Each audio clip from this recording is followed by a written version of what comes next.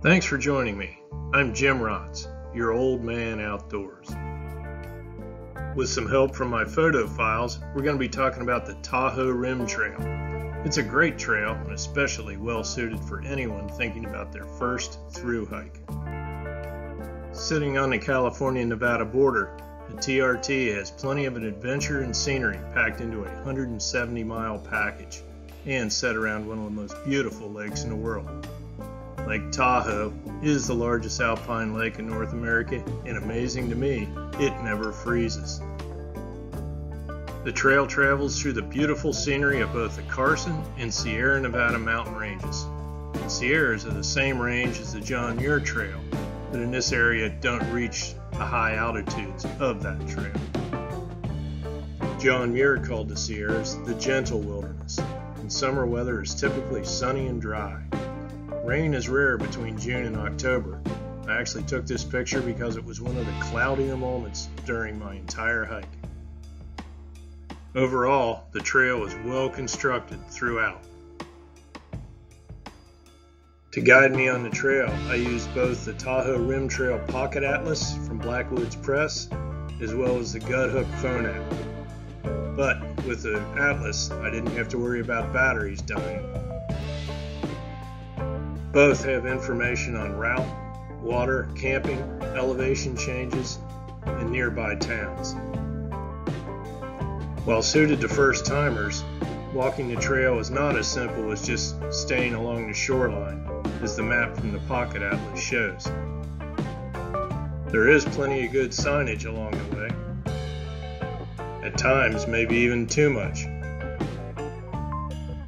I hiked the trail in early September. My plan was to avoid the crowds, the bugs, the snow, and hopefully get some consistent good weather.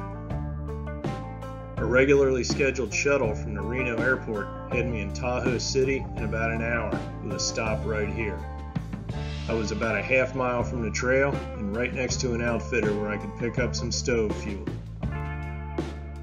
There were groceries and an assortment of restaurants nearby as well.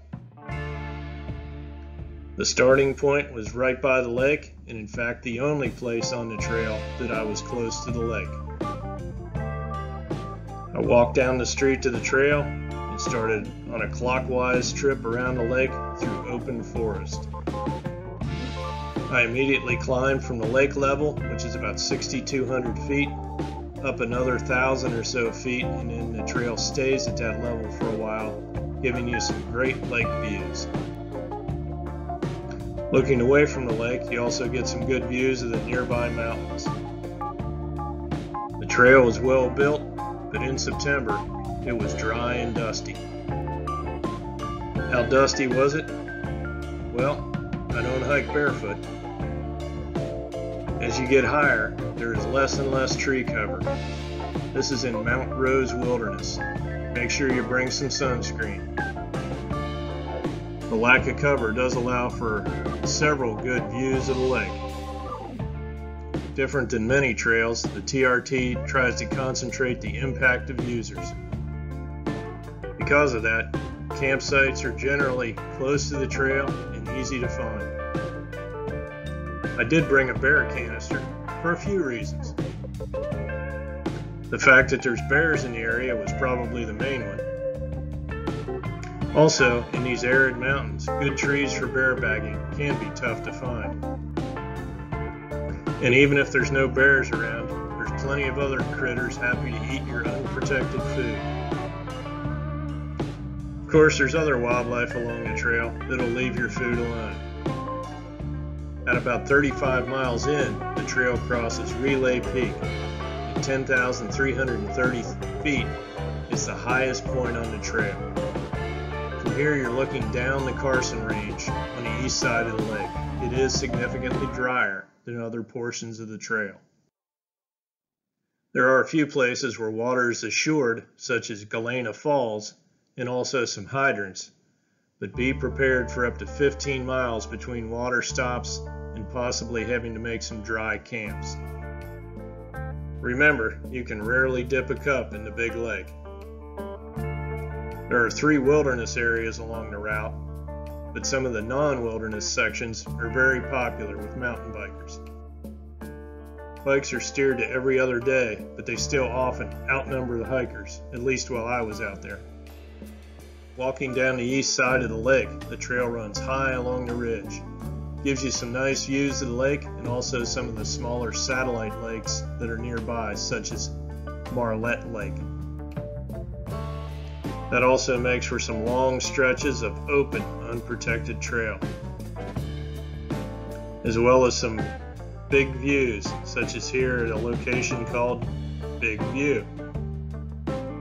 Looking farther east, you get some nice views of the rest of the Carson Range. You travel about 17 miles through Lake Tahoe, Nevada State Park. Camping in that park is restricted to a couple small developed camp areas.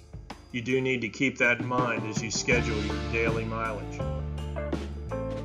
Around 81 miles into the hike, I took a side trail to a bus stop which took me right down to South Lake Tahoe. After 4.5 days of hiking, I'd gone just about halfway. If you want to spend a night in South Lake Tahoe, there are plenty of options, from high-end hotels and casinos to more basic accommodations. I actually had a package mailed to me, but there are outdoor stores and groceries within the easy walking distance of any of the lodging. Heading back out, the trail continues south, away from the lake, and past one of many ski resorts. After a long climb, you make it up to Friel Pass. At that point, you're into some high meadows and significantly more water than you've been used to. Even though I was there in September during the drought, there was still a little bit of snow hanging on at the higher elevations. This was my highest camp. I was in Friel Meadow at about 9,200 feet. With the dry air, the temperature would drop quickly at night, going from maybe 60 during the day, and here actually going below freezing at night. There were just gorgeous smaller lakes along the way. It was just beautiful hiking. Eventually though, you turn back north and actually join along with the Pacific Crest Trail and share a path with that trail for 50 miles. With more water being in the area, there were a few creeks to cross, but most of them were either very small or bridged. Around 40 miles past South Lake Tahoe, you come to Echo Lake. It is a man-made lake, generates electricity, and there's actually a store there for a small resupply if you get there before Labor Day, which unfortunately I did not. The lake is also the entryway into Desolation Wilderness.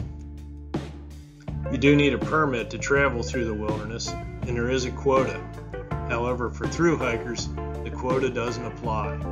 All you need to do is call the local National Forest Office 2 weeks in advance, and you can get your permit that way. The only other permit required for hiking the TRT is the California Campfire Permit. That's something you need if you want to use a stove on the trail. This does not give you the ability to make campfires. There are none allowed in the Lake Tahoe Basin. However, it's a pretty easy permit to get. You take a quiz on the internet and print it off, no cost. The Desolation Wilderness is a more rugged section of the trail, and very rocky. The area gets its stark look because back in the last ice age, glaciers scraped away most of the soil down to the granite, and it's never had a chance to come back. What you're looking at here is Lake Aloha, one of the more popular spots in the wilderness. Further along, the vegetation does start to return, and the area has numerous lakes. Eventually, there's another major climb from about 7,800 feet up to Dick's Pass at 9,400 feet. Here you get great views not only of back where you came from, but forward towards this is Dick's Lake you're looking at here. I actually camped right near here, got some great views of Dick's Lake. As you continue on, the parade of beautiful lakes continues. And eventually, you get back close enough that you can see the big lake again in the distance. Continuing north, you do leave Desolation Wilderness only to catch a corner of Granite Chief Wilderness near Twin Peaks. The Pacific Crest Trail continues north with a TRT, hangs a right, begins a 10-mile, mostly downhill route towards Tahoe City, all while still getting some great mountain views. The trail starts becoming more civilized looking, eventually becoming a paved path. And 4.5 days after I left South Lake Tahoe, I was right back where I started, 170 miles hiking total. As I've said, the TRT is a great trail to consider if you're thinking about your first long thru hike. Not only is our logistics simple, the trail is well designed, well maintained. It's a challenge, but it is doable.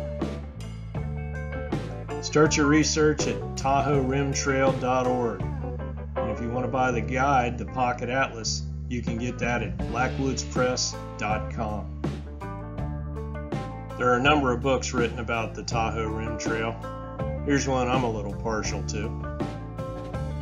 If you want to get more of my take on backpacking throughout America, hit the subscribe button.